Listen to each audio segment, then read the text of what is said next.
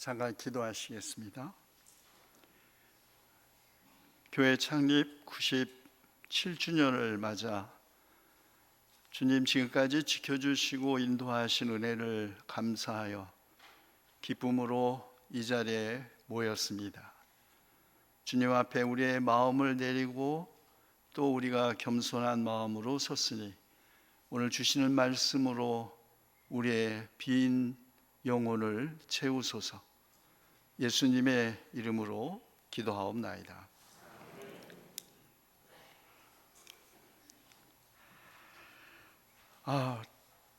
목사님께 소개한 것처럼 제가 연동교회 온 것이 1992년 4월이었으니까 제가 10여 년의 독일 생활을 마치고 91년 8월 말에 귀국해서 유관순 누나의 고향인 병천 아우네 마을 산꼭대기에 한국신학연구소를 짓고 있었을 때입니다. 생각해 보니까 아마 제가 귀국한 후 처음 공개 강연을 갈릴리 신학강좌에서 한 것이 아닌가 생각됩니다.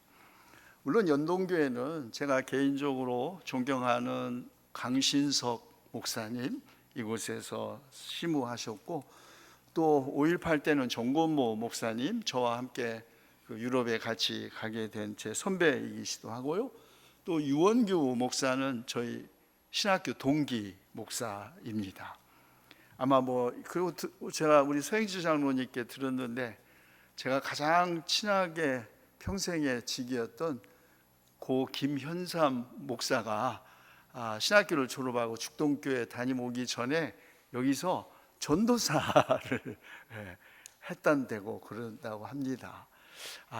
제가 갈릴리 신학강좌를 통해서 연동교회와 인연을 맺은 것이 어쩌면 처음이지만 우리 연동교회를 그동안 섬겼던 제 많은 분들, 목회자님들, 특별히 우리 서행재 장로님은 제가 92년에 갈릴리 신학강좌에 왔을 때 그 모든 걸 준비하시고 그때 정말 많은 분들이 모였는데 사실은 그 강연회 보다도 그 강연회 끝난 뒤풀이가 더 재미있었어요.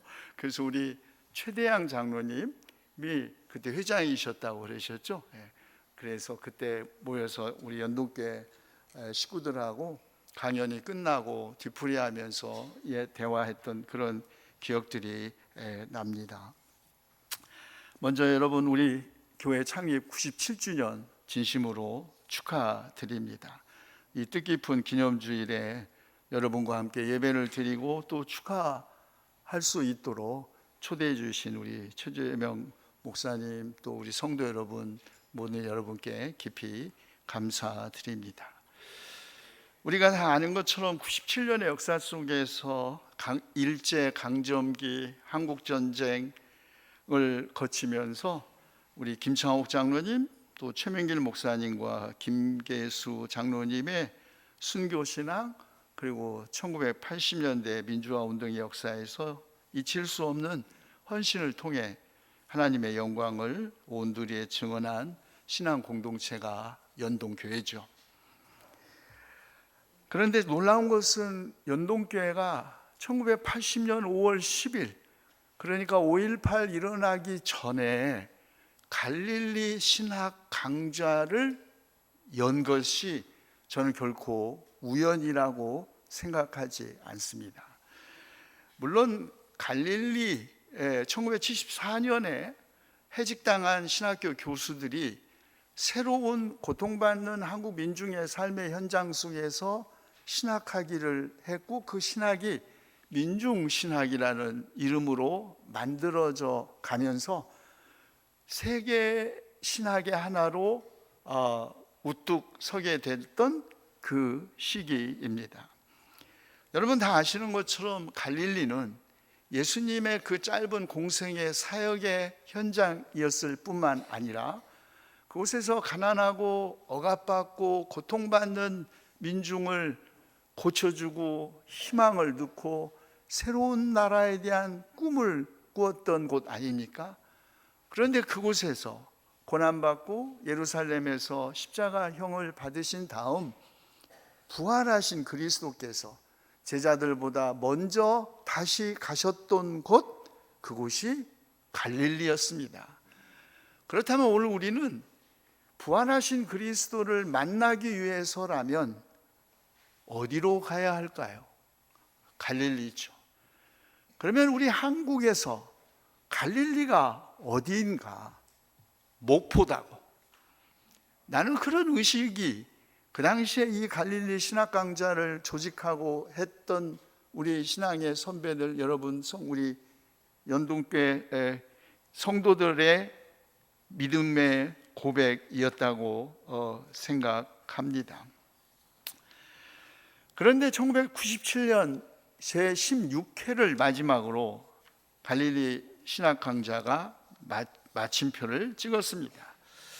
왜 97년에 갈릴리 신학 강좌가 멈췄을까? 제 나름대로 개인적으로 생각해 보니까 그것은 김대중 대통령의 집권과 함께 대한민국의 절차적 민주주의가 성취되었기 때문이라고 생각합니다.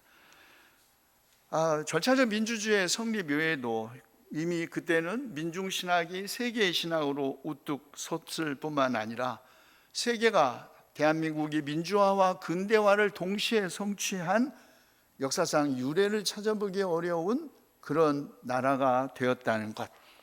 그리고 오늘 우리 놀랍지 않습니까?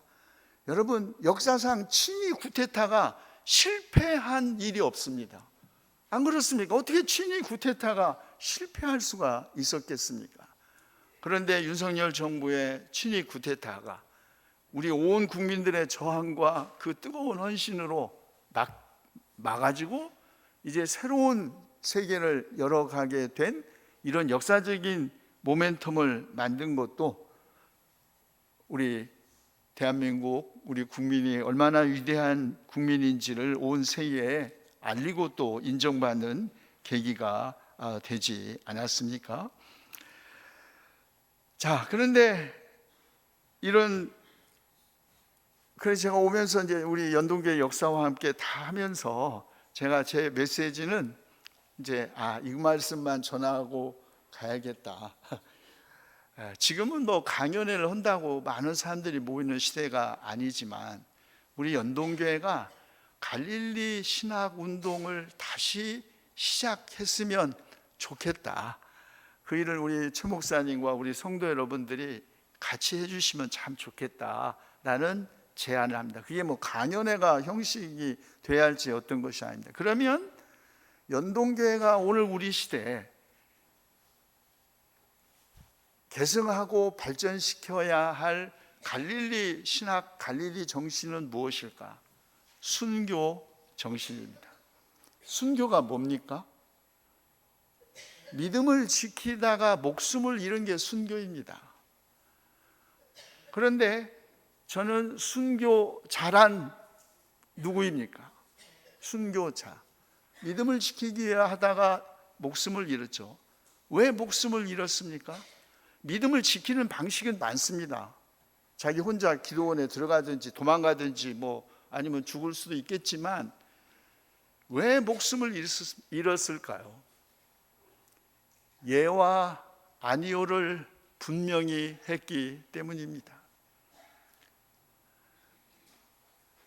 예와 아니오를 분명히 하는 사람, 그가 순교자죠. 그것 때문에 목숨을 잃을 수도 있고 목숨을 잃지는 않지만 완전히 변두리로 밀려나 역사 속에서 잊힐 수도 있지만 순교자란 예와 아니오를 분명히 하는 사람입니다. 무엇에 대한 예, 무엇에 대한 아니오일까요? 오늘 예수님의 시험 이야기에서 찾아보려고 합니다. 여러분, 예수님이 시험을 받으신 이야기 다 압니다. 이른바 공생애를 시작하기 위하여 40일 동안 굶으시면서 일종의 통과 의례이죠. 예수로부터 그리스도로의 통과 의례, 일종의 자격시험 아닙니까?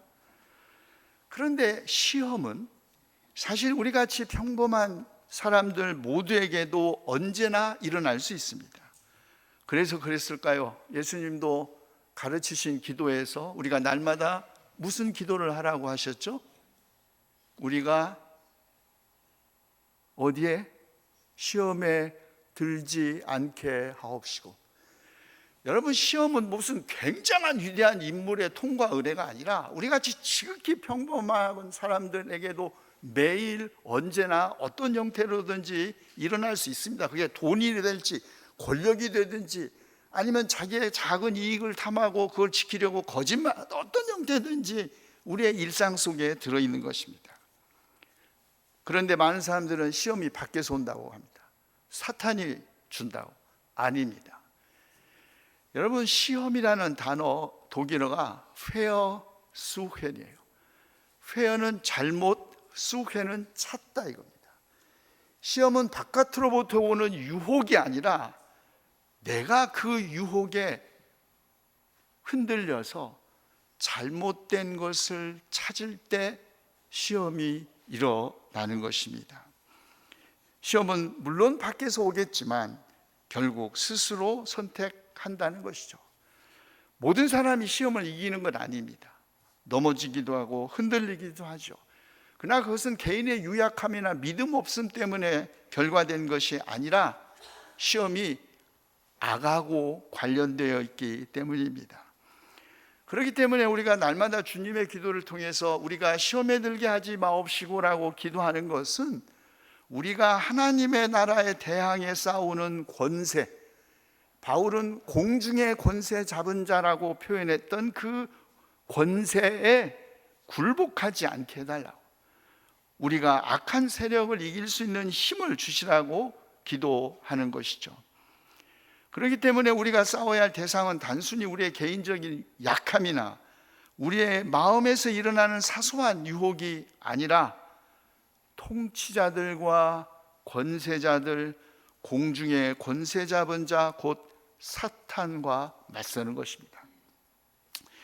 또 우리가 시험에 들게 하지 말라고 기도하는 것은 우리가 우리 자신의 운명의 지배자가 아니라는 것을 겸손하게 인정하는 거예요.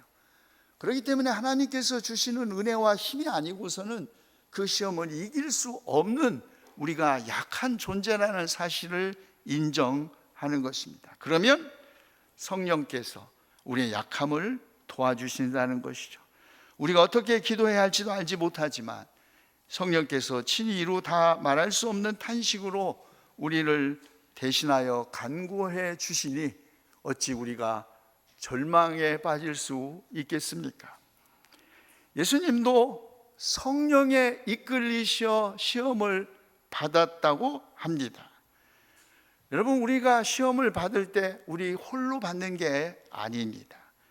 하나님은 성령으로 우리와 함께 하시면서 시험을 이길 힘과 말씀을 주시죠.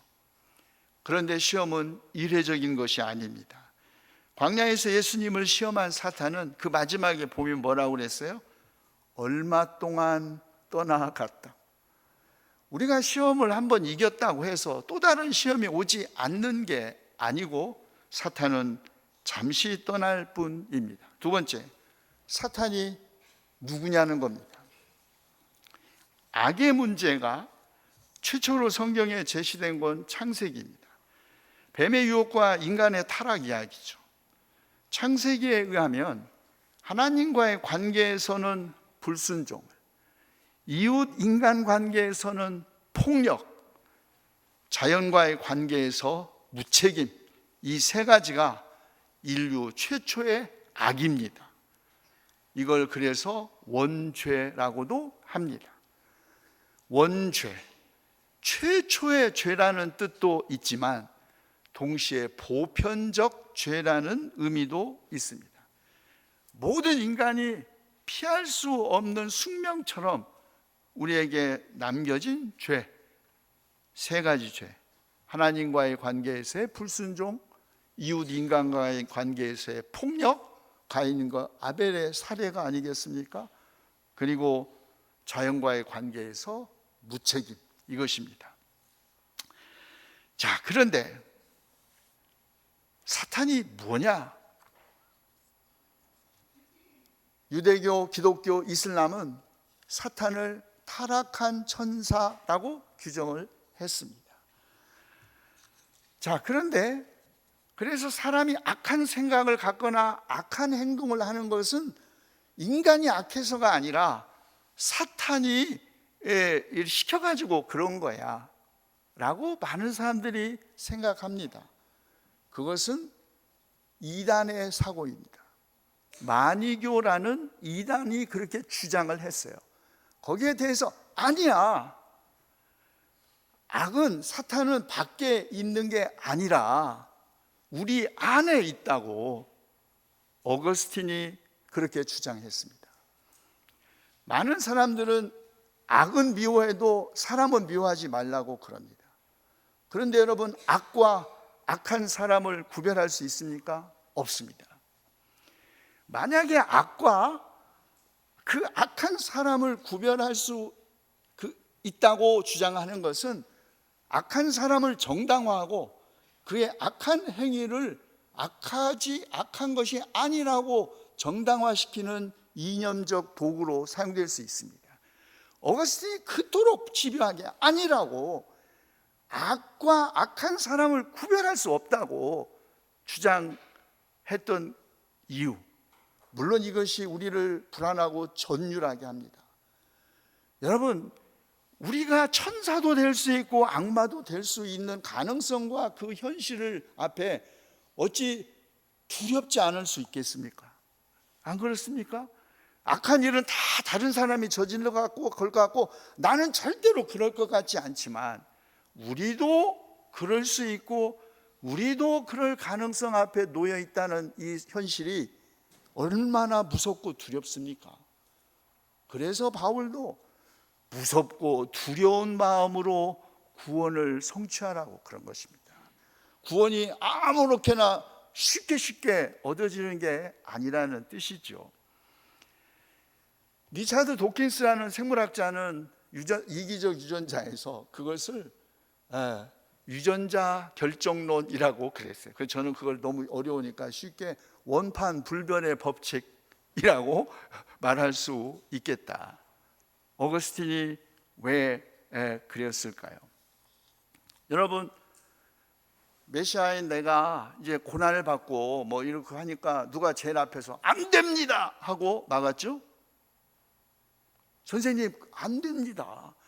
우리가 모든 재산을 버리고 선생님 따라 나선 건 선생님이 언젠가 권력을 잡고 왕이 되면 나는 어디 국무총리라도 한 자리 하고 뭐 경제부총리도 한 자리 하려고 따라다녔는데 죽다니요, 말이 안 됩니다 하고 막으셨죠. 누가? 베드로가. 그때 예수님이 뭐라고 그러셨어요? 그럼 뭐라고 그러셨어요? 사탄아 물러가라 그랬습니다. 베드로 속에 있는 이런 나쁜 생각을 주는 사탄아 이게 아니라 베드로에게 사탄아 물러가라 그랬어요. 그 순간 사탄은 누굽니까? 베드로입니다. 오늘날 우리 한국 교회가 왜 오늘 이 모양 이 꼴이 되었을까? 왜 우리가 순교 정신을 잃어버린 교회, 권력에 빌붙거나 아니면 편승해서 무슨 뭐 따뜻한 국밥 하나 얻어먹으려고 우리가 이 교회 역사 순교 정신이 그런 데 있습니까? 아닙니다. 순교 정신은 노 할 줄 아는 정신이 순교 정신입니다. 세 번째,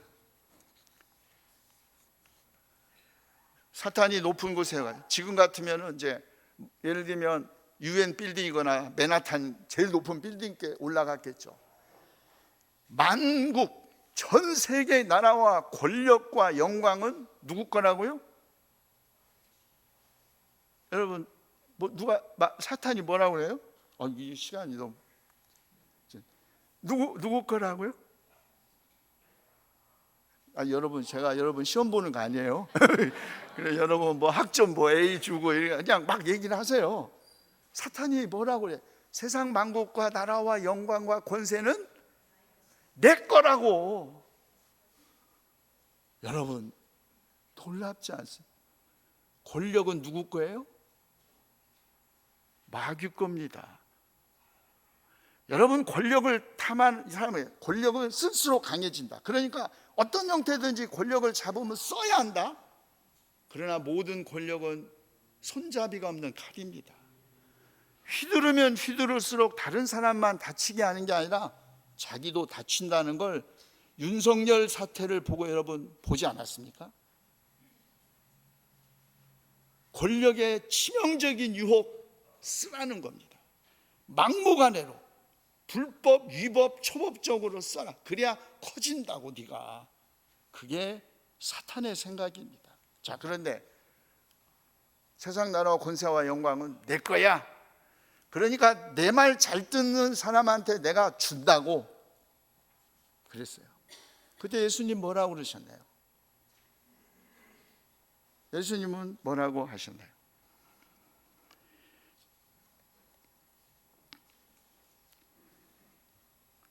주 너의 하나님께 경배하고 오직 그분만 섬겨라 그랬습니다. 그리고 그의 제자들에게 주님의 기도를 가르치셨죠. 주님의 기도의 마지막 구절이 뭡니까? 나라와 권세와 영광은 누구 거예요? 하나님의 것이라고. 여러분, 순교 정신은 사탄이 나라와 권세와 영광은 내 거야. 그래서 나한테 굴복에 절하면 내가 다 줄게. 그때 예수께서 40일을 굶고 완전히 몰골이 탈퇴하고 나사렛 동네에서 이름 없는 한 청년, 권력의 권자처럼 생긴 것 하나도 없고 왕관이 있습니까? 칼이 있습니까? 군마가 아무것도 없는 한 참말 시골뜨기 뭐 보잘것없는 한 청년이 아니 너 권세와 나라와 권세와 영광은 하나님 거야. 네 것이 아니라고. 그런 용기와 배짱과 자부심 어디서 나온 것일까요? 어디서 나온 것일까요? 그리고 그의 제자들에게 가르치셨어요. 너희들이 기도할 때마다 마지막에는 항상 나라와 권세와 영광은 영원히 아버지의 것이다 라고 하면 사탄이 어떻게 생각할까요? 어떻게 생각할까요? 사탄은 물론 세상의 모든 권력자들은 긴장합니다. 지금까지 내 거라고 생각했는데 어느 한쪽에서 노! 아니야! 그건 하나님 거야. 안 보이죠? 천심이 민심이에요. 나라와 권세와 영광은 영원히 아버지의 것이다 라는 말은 다른 말로 하면 영원히 백성의 것이지 니네 게 아니라는 말 아닙니까? 동시에 이 기도는 기도하는 그리스도인들 하여금 세상의 모든 나라와 권세와 영광을 소유한 권력자들을 두려워하지 않게 합니다. 세상 권력에 눈이 멀거나 아첨하지 않고 세상이 제안하는 그 헛된 영광에 노! 아니요! 말할 수 있게 하죠. 순교자, 나라와 권세와 영광이 하나님의 것임을 보여줄 뿐만 아니라 우리같이 평범한 사람들도 그 나라와 권세와 영광에 참여할 수 있도록 주님께서 우리를 초대하셨고 그 길을 열어주셨다는 것을 보여줍니다. 아까 저의 찬송 보고 기독교 신앙의 가장 본질을 한마디로 말하라고 한다면 기독교적 가치, 평등입니다. 평등해. 기독교가 140여 년 전 이 구한말에 한국에 들어왔을 때 도대체 기독교가 뭐 서양 문명에 대한 무슨 부러움 때문이었을까요? 우리보다 더 잘 사는 서양 선교사들 보니까 기술 문명이 탐나서 했을까요? 저는 그렇게 생각하지 않습니다. 무슨 서양 교육 방법이 우리의 뭐 서양 교육 방법보다 뭐 그랬을까요? 평등입니다. 양반이건 쌍놈이건 부귀 귀천이 없이 모든 인간은 하나님이 자기 목숨을 바칠 만큼 사랑하신 귀한 존재다. 이 평등의 선언, 이것이 기독교의 본질이고 바로 그 믿음을 실천했기 때문에 목숨을 잃었던 이들, 세상 그 어떤 권세 나라와 영광도 사탄의 것이 아니라 오직 하나님의 것이기에 어떠한 권력에 대한 유혹도 어떠한 권력의 협박에도 할 수 있었던 사람들, 그들이 순교자입니다. 그러므로 우리가 주님의 기도를 드릴 때 우리는 이미 우주의 창조주이시고 나라와 권세와 영광의 주님이신 하나님의 위대한 구원의 역사에 우리가 동참하고 있는 것입니다. 저는 그래서 기독교인이란 어떤 인간이냐 이렇게 물으면 정신의 귀족.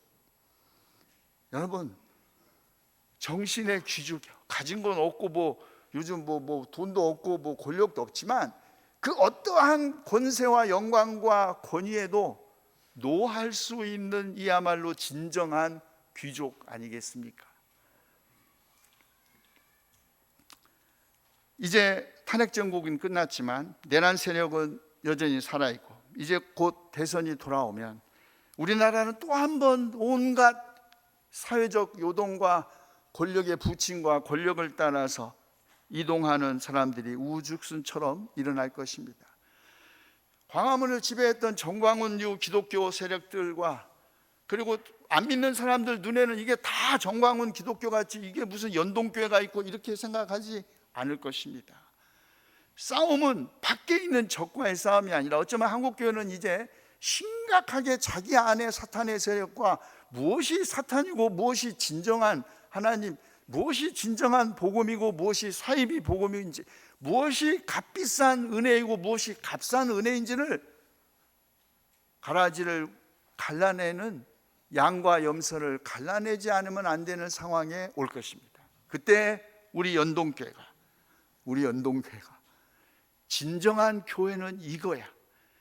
진정한 신앙 공동체는 이런 공동체야. 그렇게 증언할 수 있는 그런 공동체가 되기를 주님의 이름으로 축원합니다. 전능하시고 자비로우신 하나님, 97년 전 목포 연동계를 세우시고 지금까지 지켜주시고 인도하신 주님의 사랑과 은혜를 감사합니다.